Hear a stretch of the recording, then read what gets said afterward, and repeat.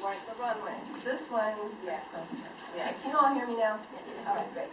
I'm really excited to see such a full room here. And what I wanted to talk about is urban homesteading, and particularly the role of micro livestock in that endeavor. So to start off with, urban homesteading, how many of you are familiar with that term? Just about everybody. Okay, well, it's a different model than what they've been talking about.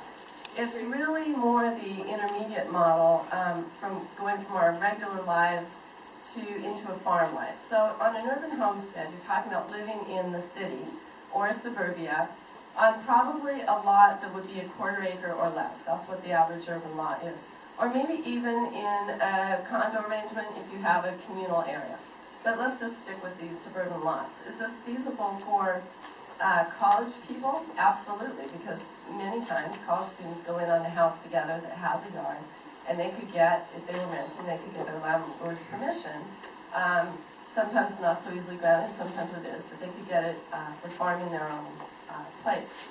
So urban homesteading is just sweeping the nation, and I heard the figure 100,000 farmers is the goal from the Department of Agriculture. Well, Sharon Aztec has written a great book you all should read called Farmers of America, and she calls for 100 million farmers, new farmers. Now that's just about every able-bodied adult.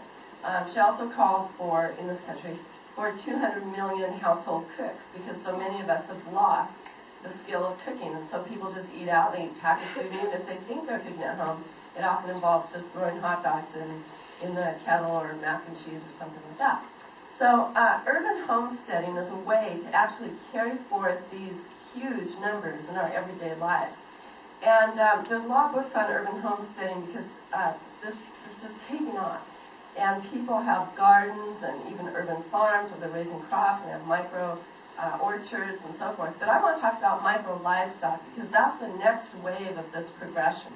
Micro livestock is bringing meat and dairy to the urban homestead. And by micro livestock, I mean things like rabbits, chickens, geese, turkeys, quail, squabs, goats, ducks, things like that. Chickens, I don't know if I said that.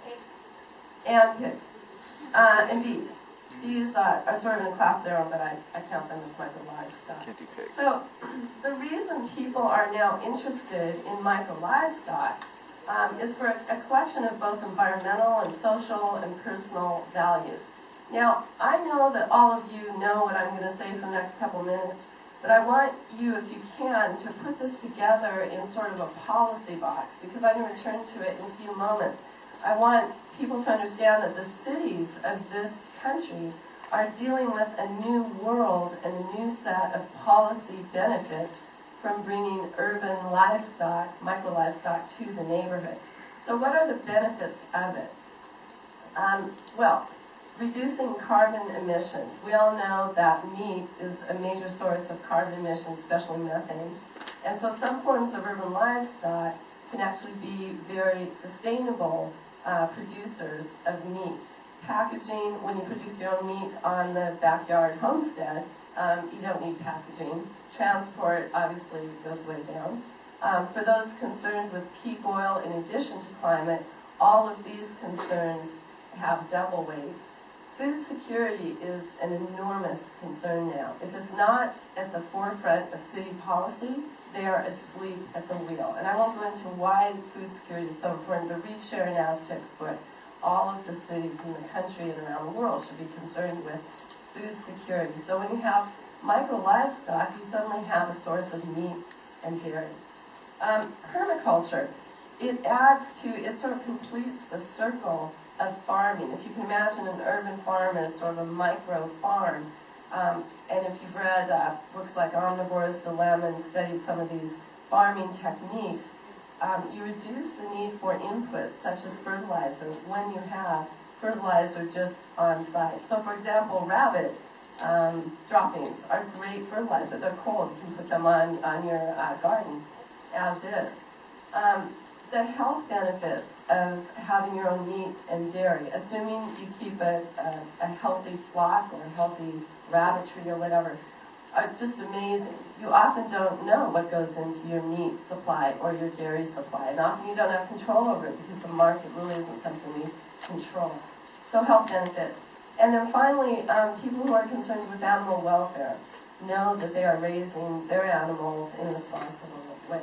So these are all, this is a package of new social policy that cities should be concerned with, but also it's a new package of kind of individual priorities that many private property owners or tenants of property are concerned with achieving. So now let's go to the legal barriers to this. Well, the legal barriers are primarily, they come in two forms. One is the land use laws, and that's what I'm going to talk about for the rest of today. Many land use ordinances prohibit or limit, very greatly restrict, micro livestock. The city of Eugene, for example, has an ordinance that allows only 2 chickens, or 2 rabbits, or 2 of any fowl. Now, they suspended the chicken over 6 months. Anything under 6 months, by my reading, is allowed. But over 6 months, there's a limit of 2. Now, the city has suspended its number of the enforcement of the number of chickens. So they didn't change the ordinance, but they suspended enforcement. So anybody can have any number of chickens now without fear of enforcement. But goats, for example, are not allowed. They're allowed in San Francisco, and Portland, and Seattle, and Oakland, and all these other major cities. And even pygmy goats are not allowed, little tiny pygmy goats that can be used for milking. So city policy is often a barrier to micro livestock, and I'll talk about that only. But the second barrier, which I want to put on your radar screen, which I won't be able to talk about, is these covenants and conditions associated with suburban subdivisions.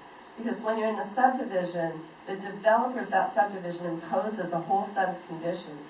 These may be so extreme they don't allow, for example, hanging your clothes out to dry. Most of you heard of the Right to Dry movement in this country. Well, it's a great movement. And so you can't dry your clothes outside, you can't build tree houses, you can't have chickens.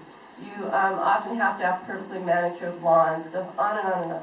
This is a huge threat to private property independence, but these covenants are in almost every subdivision. So I can't talk about that. That's the next.